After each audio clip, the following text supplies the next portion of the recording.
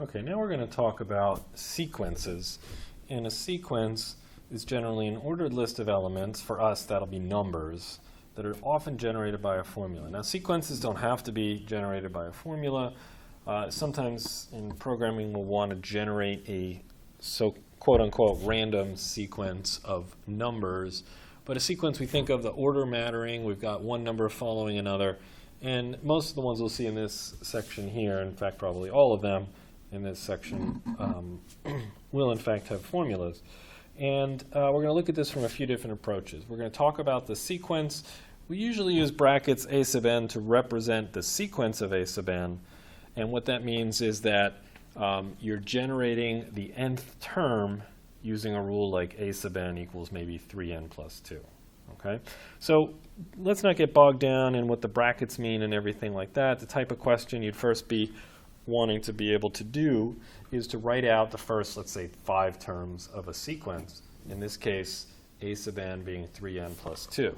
Now, where you start is always sort of open to debate. You could start with the first one being a sub 0.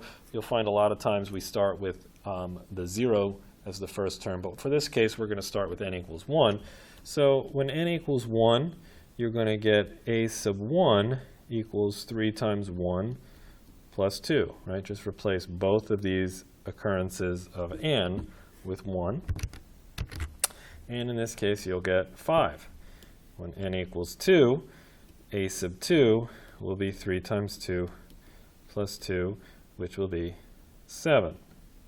I'm sorry, 6 plus 2 is 8, right? It helps if I can do my arithmetic here. For a sub 3, 3 times 3, which is 9, plus 2, which is 11. When n equals 4, we'll get a sub 4 equals 3 times 4 plus 2. Let's make sure these 2's are legible. That's 14. And then a sub 5 would be 3 times 5, which is 15, plus 2, which is 17. Okay, so our sequence would be 5, comma 8, comma 11, comma 14, comma 17, comma dot, dot, dot. And, you know, one of the skills we'll want to be able to do is if we're given a rule for the nth term of the sequence, can we write that sequence out? This is the sequence generated by this particular rule over here. Okay. Now, after we're looking at the sequence, we might notice some sort of pattern here about how to get the next one without actually going to the rule. There is a connection between successive terms here. We'll deal with that a little bit later. Okay. Right now, we just want to be able to follow a rule to write out a sequence, for terms of a sequence. Okay. So for the second example, write out the first 5 terms that the sequence a sub n equals 2 to the n would generate. Again, we'll start at n equals 1. A sub 1 equals 2 to the 1, which equals 2. When n equals 2, a sub 2 equals 2 to the second, which equals 4. When n equals 3, a sub 3 equals 2 to the third, which equals 8. When n equals 4, a sub 4 equals 2 to the fourth, which is 16. And when n equals 5, a sub 5 equals 2 to the fifth, which is 32. So the sequence here would be 2, 4, 8, 16, 32, dot, dot, dot. And in this case, again, what you can see is that this sequence here represents the first, the sequence generated by the rule a sub n equals 2 to the n. Okay? Now, these are direct rules because if I wanted to jump to, let's say, the 37th term in the sequence, all I would have to do is plug the number 37 into n. Same thing here. Okay? Now, this last example is going to be a little bit different because the way we're generating the nth term is to use the n minus first term. Okay? So this means the previous term. Okay? And in this case, we would need to know what the very first term was. So let's just say it's 3 in order to apply the rule. Because if we try to find the first term, if we let n equal 1, it will tell us to use a sub 0, and we don't have a sub 0. So we're going to let a sub 1 equal 3. So how do I find a sub 2? Well, a sub 2 is going to be a sub 2 minus 1 plus 5, which is really a sub 1 plus 5, which is really 3 plus 5, which is 8. So the way I find the second term, right, is I take the first term, right, the previous one, and then add 5. Okay? So a sub 2, I take the previous term 3 and add 5, I get 8. How am I going to get a sub 3? Well, I'm going to take the previous term and add 5, and I get 13. A sub 4, take the previous term and add 5, I'll get 18. And the fifth term, I'll take the previous term and add 5, and I'll get 23. So this sequence would be 3, 8, 13, 18, 23, dot, dot, dot. Okay? So this sequence here corresponds to this rule over here.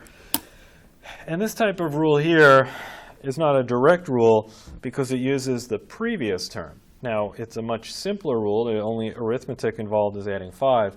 But if you wanted to jump to the 37th term in the sequence, you would have to calculate the first 36 before you could get there. Okay, so there's going to be advantages and disadvantages to the way the rules are written. Some of these rules are written directly with n. The nth term is just a function of n. In this case, the nth term is a function of the previous n minus first term. Okay? So one thing you'll be asked to do in the homework is write out the first however many terms of a sequence given a rule. You'll see it in both cases.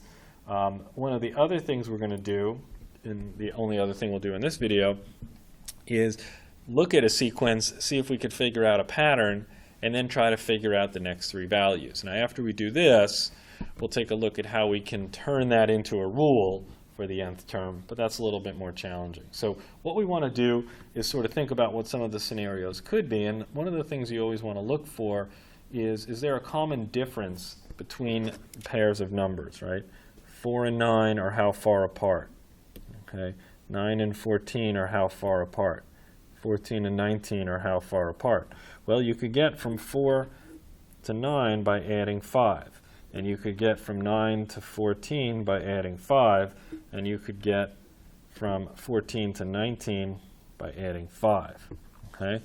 So the next term should be 19 plus 5, or 24. And then add 5 and get 29. And then add 5 and get 34, and so on. Okay? So in this case, we have a common difference, and we would call this type of sequence an arithmetic sequence. Okay? This is when successive terms have a common difference. Just keep adding something to the previous term to get the next.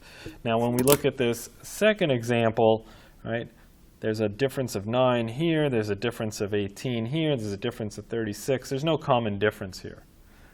But there is some connection between these. There's a common ratio. I think about what you could multiply by. How would you get from negative 3 to 6? You would multiply by negative 2. Okay? And let me use the dot symbol so it doesn't look like an X. All right, we'll do times negative 2. How would you get from 6 to negative 12? We'd multiply by negative 2. How would we get from negative 12 to 24? We'll multiply by negative 2. So what are we going to do here? We're going to multiply by negative 2 to get negative 48, multiply by negative 2 to get 96, multiply by negative 2 to get 192. Negative. Okay? So in this case, we have a common ratio. That's referred to as a geometric sequence. Okay. Now, for us, it's not going to be important. You're not going to be quizzed or tested on whether or not you have an arithmetic or geometric sequence. It's just informational at this point, but you might see those again in another course. Okay. Now, when you look at this last sequence, I don't see either. I don't see a common difference. This goes up by 3, by 5, by 7. This gets multiplied by 4. This is not a direct multiple. These don't have any kind of common ratio. But there is something recognizable going on here. If you try to look at the indexes, n equals 1, n equals 2, n equals 3, n equals 4, you can probably see the pattern. The term in the sequence is just the position in the sequence squared. So since the next one would be n equals 5, 5 squared is 25, 6 squared is 36, 7 squared is 49. These are a little bit harder to see sometimes. If you know to look out for these, if you know to look first for a common difference and then a common ratio, those are going to be easy to identify. Some of these other ones might take a little bit more work, but once you've seen a few of them, you should be able to do it. Okay, so this will be one important skill would be given a sequence or a rule, can you write out terms of the sequence? And then in the next video we'll look at once we have a sequence and we see how to figure out the next terms, can we write an nth term rule for it?